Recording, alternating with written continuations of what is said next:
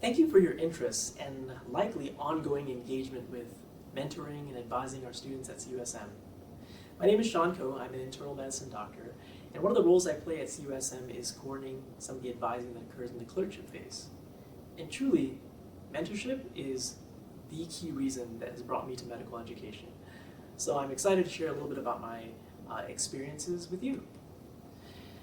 As I think about my journey as an educator, as a clinician, one of the first things that comes to my mind is the crucial role of mentors.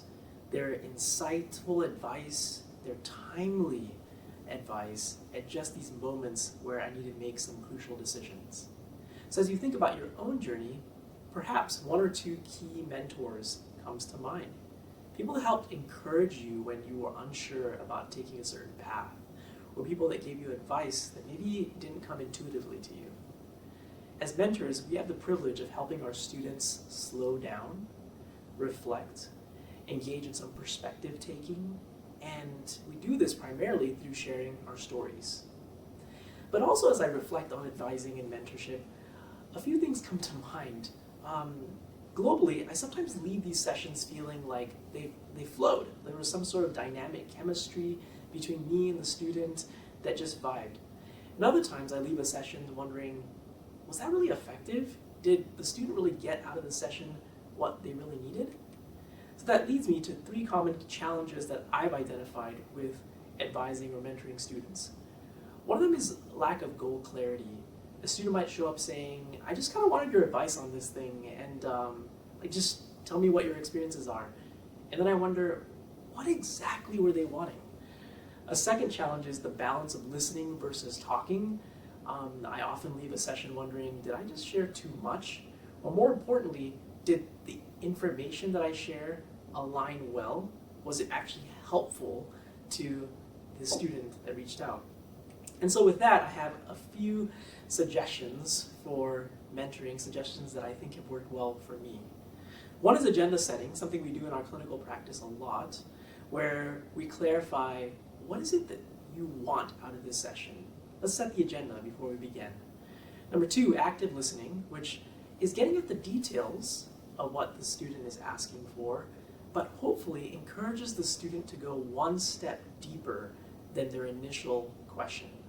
And three, advice sharing only after I have some clarity about what the agenda is for the session and I feel like I truly understand what the student needs. So let's talk a little bit about agenda setting. What I recommend doing is beginning agenda setting before the student shows up for that first meeting. So the moment a student reaches out to me and says, I'd like to set up a time for us to chat a little bit, maybe to get some advice from you, my response is, can you just email me 2 or 3 specific questions or goals that you have for the session? And then when they show up for the session, I begin the session by clarifying. So I think you scheduled this session because you wanted to discuss this. This can be really helpful for the obvious reason of clarifying what our goals are, but also it prepares that student for learning. They've essentially said, I'm inviting you to share with me about these 3 topics. And so when I share, they're more likely to listen. And secondly, it also gives them a sense of agency. Like, I'm here for you. I'm here to be an advisor and a mentor for you, but this session is only going to be effective if you think through what you want to get out of this session. It helps me to prepare too, so sometimes I know I need to look up some facts to provide advice effectively, and other times I know I need to dig deeper for some of those meaningful stories that I can share to answer students' questions. Then active listening. One of the things I struggle with most is resisting the urge to just begin speaking the moment the first question comes out. Sometimes that first question is clear and represents exactly what the student is needing, but most often that's not the case. A student needs to be encouraged to take one step deeper, to say, well, let me think about that again, so that I really clarify what it is I'm needing from this session. A couple of tools I found helpful to encourage them to do this deeper thinking and reflecting are, one, to reflect or summarize. So I might say, so I hear you're considering a career as a hospitalist, but you want to hear a little bit more about the work-life balance involved in that career. Is that right? And another suggestion would be to ask a clarifying question. When I'm sharing with someone, whether it's someone that I'm getting advice from in a career setting, or whether it's just a friend, one of the things that opens me up most is hearing them say, "I'm curious." So you might frame your question like this: "I'm curious, what led you to pursue OBGYN in the first place?" Or, "I'm curious, what factors led you to shy away from pursuing surgery?" And then finally, sharing some advice. If you're like me, you probably have these great stories or these great bits of advice that applied to your life. Something I have to stop myself from doing is sharing things that were meaningful for me that may not be pertinent to what the student is asking for. So I encourage you to focus the advice and the stories you share on the mentee's specific questions. And then to check for alignment. So what additional questions do you have? Are there some other thoughts that our discussion led you to consider? And lastly, I wanted to share, when it comes to giving advice, it's okay to not have all the answers.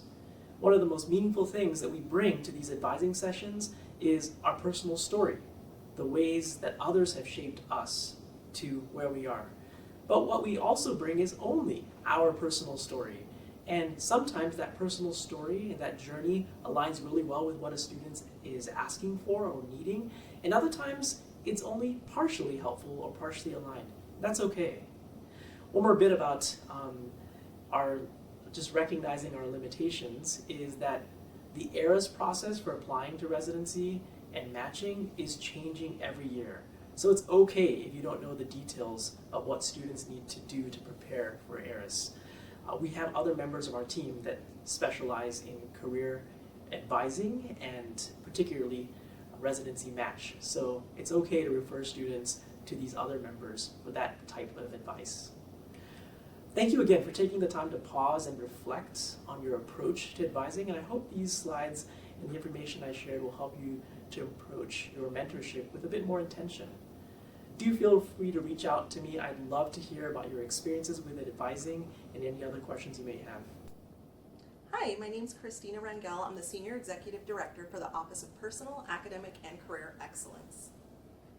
Many of you may be wondering, how can I best support students here at CUSM?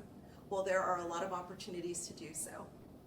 If you're interested in learning about how you can support our CUSM students, please reach out to myself, Christina Rangel, with the Office of PACE to learn more about mentorship opportunities. Mentoring includes activities such as career panels, personal one-on-one interviews and conversations, and much more. We appreciate the CUSM community, including all of our faculty, willing to go above and beyond to support our students in making a best fit selection for their specialty and career and their future trajectory.